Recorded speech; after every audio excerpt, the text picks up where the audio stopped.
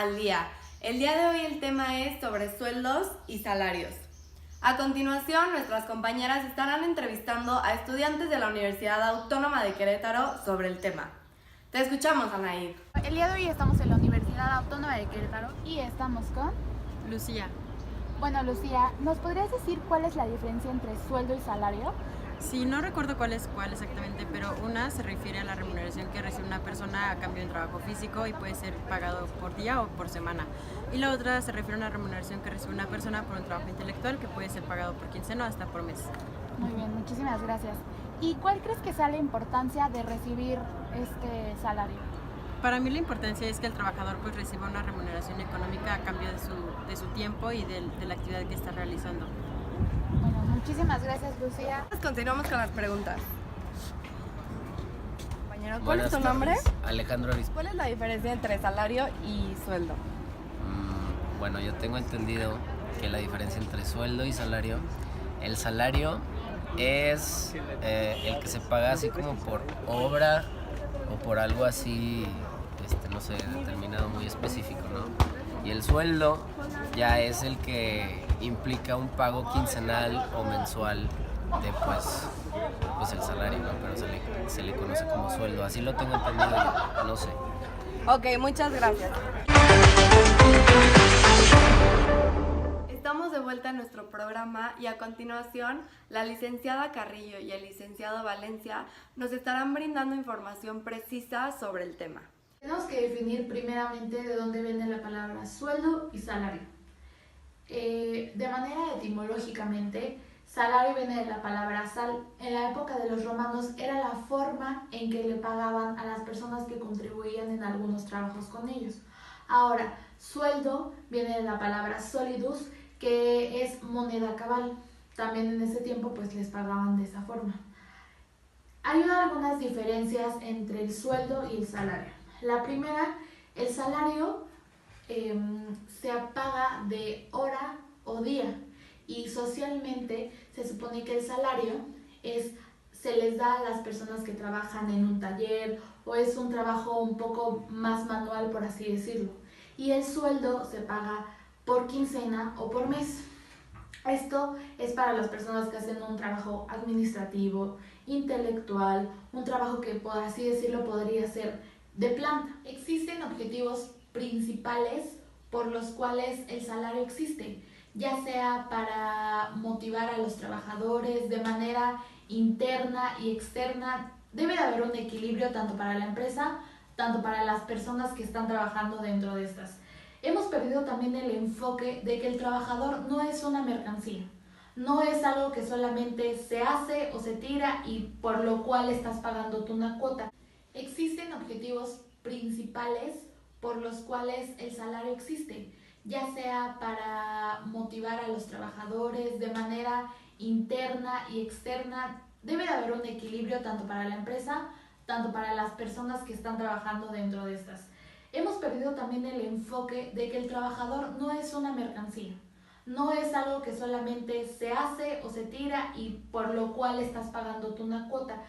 De manera moral, hemos perdido ese enfoque, por así decirlo, porque no es lo mismo que tú a una persona le pagues lo que debes por la actividad que le está desarrollando o le pagues lo que tú creas que merece por la misma actividad que está dando a tu empresa.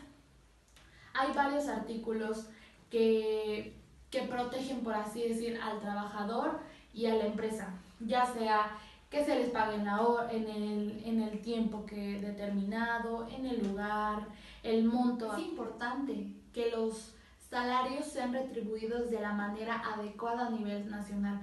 No solamente involucra a las empresas extranjeras, a las nacionales, involucra a la sociedad.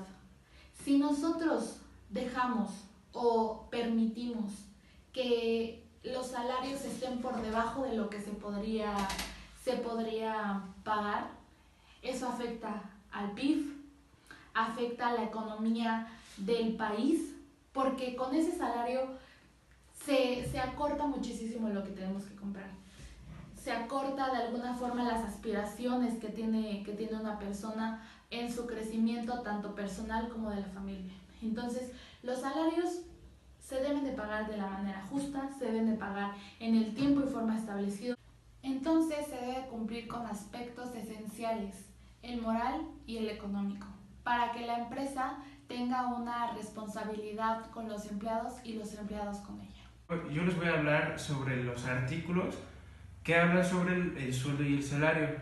Para esto debemos de conocer que el salario debe ser remunerador. ¿Eso qué quiere decir? De que el salario siempre tiene que ir subiendo y nunca tiene que estar bajando de acuerdo a lo que un empleado gana. ¿Esto qué quiere decir? Si un empleado gana el salario mínimo, este no puede bajar más del salario mínimo y siempre tiene que ir subiendo, ya sea por el tiempo de trabajo, por cómo hace los trabajos, o a lo mejor si esta persona tiene o genera otros trabajos extras a los que él ya no tiene que generar. Y también eso viene más que nada en el artículo 85 de la Ley Federal del Trabajo. Ahora, el artículo 82 dice que el salario es la retribución que debe de dar el patrón hacia los trabajadores. ¿A qué me refiero con esto? Un salariado siempre tiene que, su propósito es buscar que tenga un ingreso. Ese ingreso se debe al trabajo que él ejecuta por un tiempo determinado. Y bueno, el patrón lo que hace es cambia el trabajo que este empleado genera y le genera un dinero. Si nos vamos hasta el artículo 100, el salario se paga directamente al trabajador. ¿Qué quiere decir esto? De que el trabajador siempre va a tener que se le va a tener que dar atribución de este salario, y jamás lo va a poder recoger otra persona que no sea él. Otra cosa que también tenemos que saber es en el artículo 101, el salario debe de ser pagado el día en que se genera. Nos vamos hacia el artículo 102. El artículo 102, ¿qué nos está indicando? Las prestaciones en espacios deberán ser apropiadas. ¿Qué quiere decir? Si la empresa genera unas prestaciones de acuerdo a la ley, el trabajador por obligación y por derecho propio tiene a 15 días de aguinaldo, primas vacaciones tomadas, y si en caso de que no las tome el trabajador, se le tendrían que estar pagando esos días trabajados. Descansar una vez mínimo a la semana, que esto es cada 6 días, unas prestaciones superiores a las de la ley. El trabajador puede disfrutar esas prestaciones extras que se le están otorgando, sin que se le afecte a él económicamente. Muchas gracias, licenciados, por su tiempo y por su información. Sabemos que la remuneración debe estar en proporción con la importancia del puesto. Esto quiere decir que a trabajo igual, salario igual. Nos vemos en el próximo programa.